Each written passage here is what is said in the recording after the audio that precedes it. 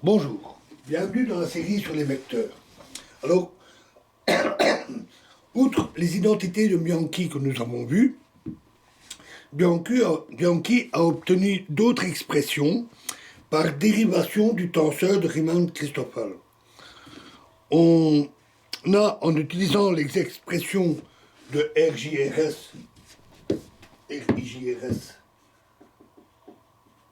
qu'on a vues, en coordonnées normales, grâce auxquelles les symboles de Christoffel sont nuls au point considéré, mais pas leur dérivée, on trouve que nabla t RJRS, donc la dérivée covariante, est égale à dRT fois gamma SJI moins dST gamma RJI moins dST gamma RJI.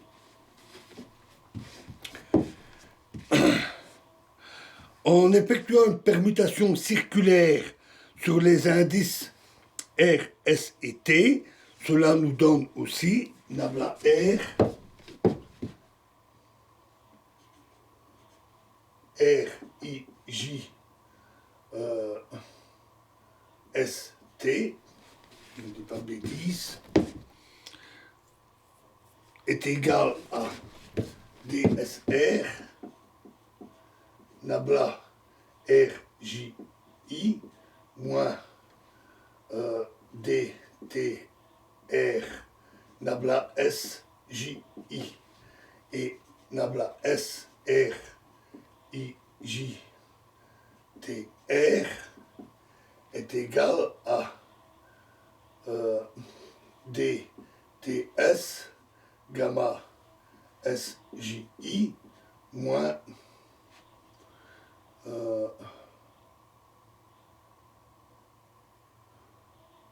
j'ai une erreur ici. C'est TJI nabla RJI moins DRS nabla gamma TJI. C'est S.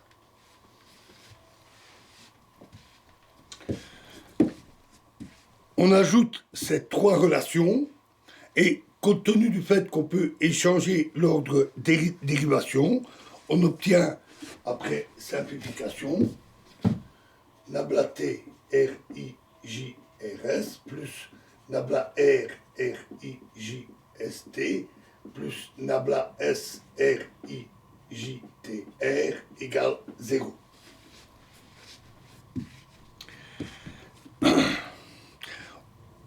Ces identités sont valables pour un système quelconque de coordonnées et elles constituent ce qu'on appelle les secondes identités de Bianchi.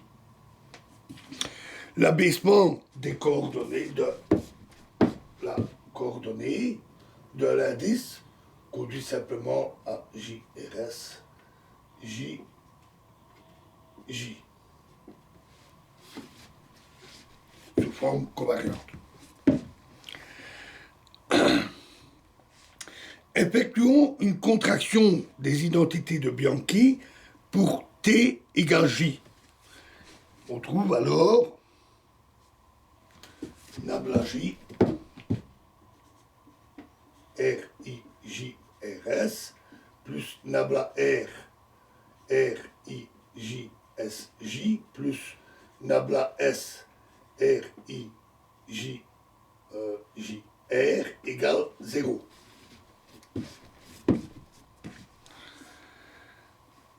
En tenant compte de l'égalité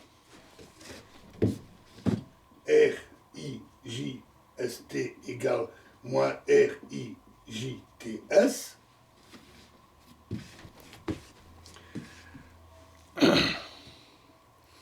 et en tenant compte aussi de la définition du tenseur de Ricci,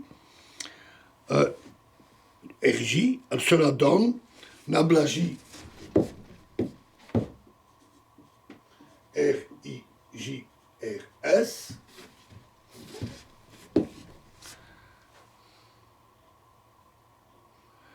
plus nabla S RIR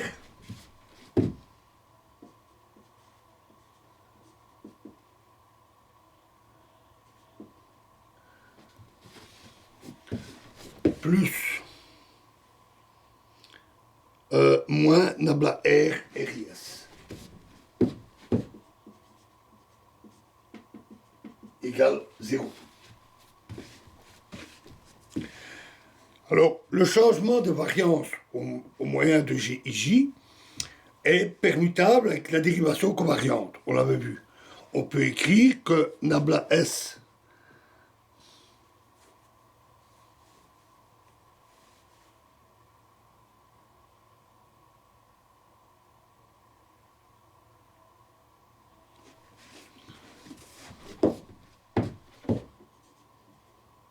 RIJ est égal à nabla S RIR, pour garder la même notation, est égal à nabla S G I R fois GIK fois RKR, GIK fois RKR, qui est égal à GIK fois nabla S RKR. En multipliant l'expression précédente par GIK et en utilisant cette propriété, on obtient que nabla J RKJR R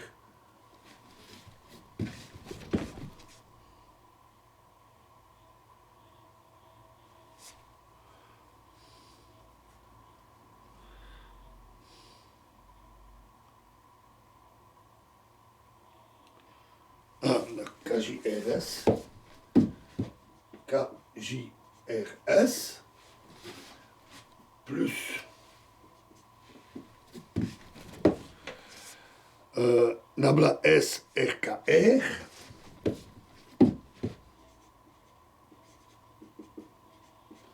moins nabla R RKS est égal à 0.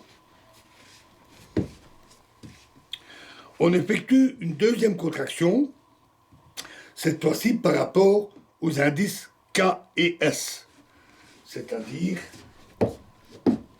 nabla J RK J RK plus nabla K RK R moins nabla R RK K égale 0.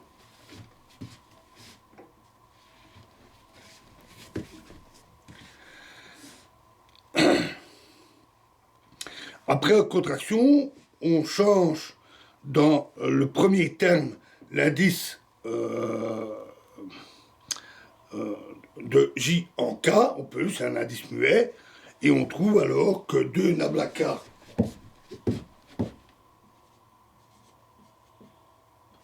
R, je ne dis pas de bêtises, KR,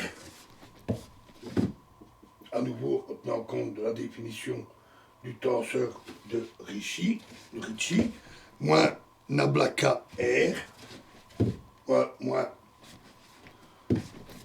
nabla R, pardon, nabla R de grand R, la courbure scalaire, égale 0. Cette dernière relation peut encore s'écrire sous la forme nabla K fois nabla K de RKR moins 1 demi delta KR, c'est pour changer l'indice de grand R égale 0. On définit le tenseur GKR comme RKR moins 1 demi delta KR fois la courbure scalaire. Ce tenseur s'appelle le tenseur d'Einstein. Et ce tenseur est capital dans la théorie de la relativité générale. On va retoucher un tout petit mot. Alors, la relation précédente nous donne alors que nabla K GKR égale 0. C'est-à-dire que cette propriété exprime que la divergence du tenseur Einstein est nulle. C'est pour ça qu'il est important en relativité générale. Alors pourquoi?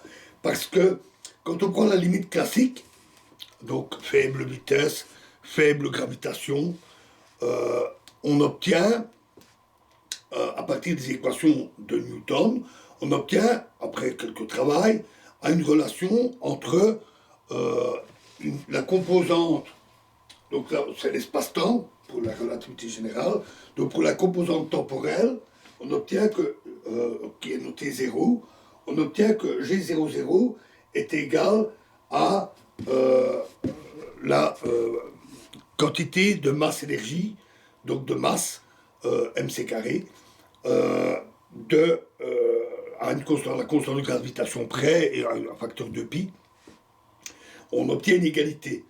Et on peut généraliser pour retrouver une forme covariante, et ça se fait très naturellement, parce que avec quelques hypothèses minimes, on sait que le terme de matière conduit à ce qu'on appelle le tenseur énergie-impulsion, qui est de divergence nulle, et lui, en le généralisant au tenseur d'Einstein, donc en passant de la composante purement temporelle à l'ensemble du tenseur, on a aussi un tenseur de divergence nulle, ce qui donne une égalité qui est mathématiquement valable.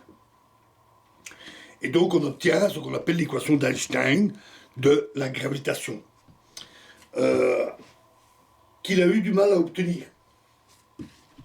Quand Einstein a élaboré la relativité générale, il est parti de la relativité restreinte et de la théorie de Newton. Il s'est vite rendu compte que ce n'était pas compatible. Il n'était pas, comme il l'avait déjà fait pour la mécanique, et c'était immédiat pour l'électromagnétisme, c'était pas aussi simple de donner une forme relativiste aux équations de Newton. Il s'est rendu vite compte que c'était incompatible. Il a donc cherché une approche différente, il s'est servi du principe d'équivalence, et a alors dû se tourner vers les espaces de Riemann, les espaces-temps courbes, qu'il ne maîtrisait pas. À sa décharge, aucun physicien ne le maîtrisait à l'époque. C'était récent, c'était du 19e siècle, lui il était au début du 20e, donc c'était tout récent, et c'était inutilisé en physique. Donc il a dû demander l'aide de son ami Grossman, qui l'a aidé à maîtriser les outils que nous voyons maintenant. Et il a cherché alors cette forme de l'équation que nous appelons équation d'Einstein, donc l'équation de la gravitation. Et il était en plus en compétition avec si je me souviens bien, c'était avec Hilbert. Hilbert qui lui aussi était sur les traces de cette solution. Qui n'était pas facile à trouver. Et Einstein a d'ailleurs publié un peu précipitamment deux solutions erronées. Et ce n'est qu'à la troisième qu'il a compris qu'il avait cette fois trouvé la bonne solution. Et évidemment, il est rentré dans l'histoire. Déjà, il était rentré dans l'histoire avec la relativité restreinte. En plus, il avait réussi à aboutir à la relativité généralisée.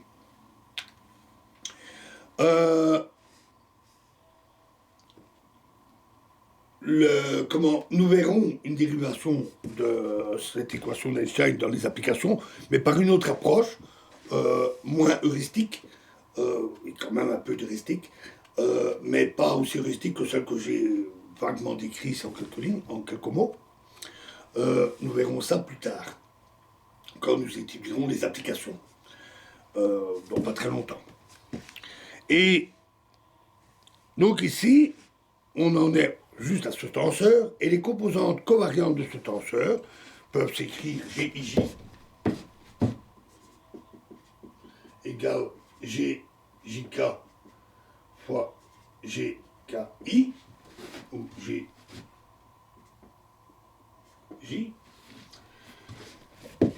et c'est égal à GIK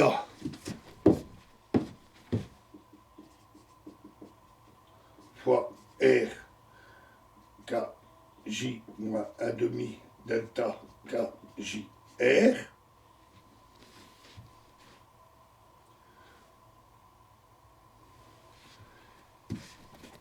et